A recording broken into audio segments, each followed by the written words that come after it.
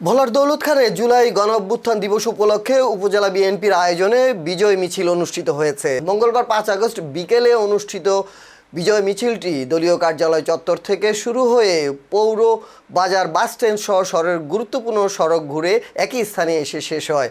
মিছিলে উপজেলা স্বেচ্ছাসেবক দল, ছাত্রদল, যুবদল, শ্রমিক দল ও মৎস্যজীবী দল সহ বিএনপির বিভিন্ন অঙ্গ ও সহযোগী সংগঠনের নেতাকর্মীরা অংশ নেন।